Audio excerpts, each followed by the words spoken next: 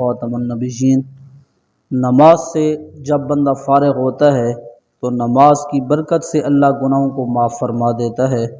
सरकार मदीना सल्लल्लाहु ताला अलैहि वसल्लम का फरमान आली शान है,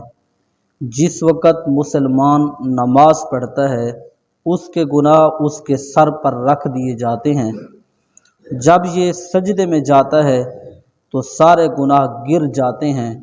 नमाजी जब नमाज से फ़ारिग़ होता है तो हुजूर ने फरमाया वो गुनाहों से पाक साफ़ हो चुका होता है। तो जिस वक़्त मुसलमान नमाज पढ़ने के लिए आता है तो उसके सारे गुनाह उसके सर पे रख दिए जाते हैं। तो सजदे की बरकत से अल्लाह ताला उसके सगीरा गुनाहों को मिटा देता है। हज़रत सैयदना ज़ैद बिन खालिद अल-जुहनी रज़ी अल्लाह ताला अन्हु से रिवायत है, मुस्तफ़ा जान रहमत सल्लल्लाहु ताला अलैहि वसल्लम ने इरशाद फरमाया, जो 2 रकात नमाज पढ़े और उनमें सहफ यानी भूल ना करे तो जो कुछ पहले गुनाह कर चुका है अल्लाह नमाज की बरकत से उसके गुनाहों को माफ़ फरमा देता है। हज़रत सैयदना अबू अय्यूब अंसारी रज़ी अल्लाह ताला अन्हु से रिवायत है, ताजदार मदीना सल्लल्लाहु ताला अलैहि वसल्लम का फरमान आली शान है, जिसने वुज़ू किया जैसा शरीयत ने हुक्म दिया है और नमाज पढ़ी जैसा कि शरीयत बैज़ा ने नमाज का हुक्म दिया है, तो जब उसने ये 2 काम शरीयत के मुताबिक किए तो जो पहले गुनाह कर चुका है अल्लाह उसके गुनाहों को मिटा देता है।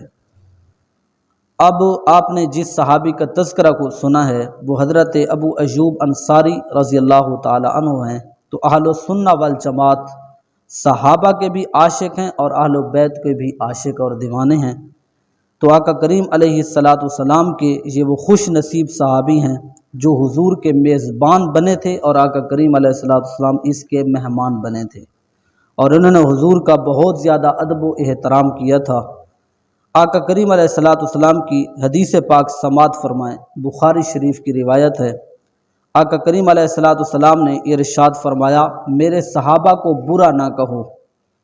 क्योंकि अगर तुम में से कोई बंदा ओहद पहाड़ के बराबर अल्लाह की राह में सोना खैरात कर दे, सदका कर दे, तो मेरे सहाबा में से किसी एक के ना मुद को पहुँच सकता है ना ही आधे मुद को पहुँच सकता है। अब मुद की जो तशरीह उलमा ने लिखी है,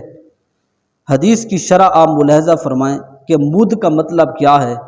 आका करीम अलैहिस्सलातु वस्सलाम ने फरमाया, मेरा सहाबी तकरीबन 1.25 सेर जौ अल्लाह की राह में सदका खैरात करे और खा वो मुसलमान गौस हो, कुतब हो, अब्दाल हो या आम मुसलमान हो और वो अल्लाह की राह में सोने का ओहद पहाड़ के बराबर सोना खर्च कर दे, तो हुजूर ने फरमाया जो दर्जा सहाबी का 1.25 सेर जौ रखता है, आम मुसलमान का ओहद पहाड़ का सोना भी उतना अल्लाह के नज़दीक कबूलियत का दर्जा नहीं रखता।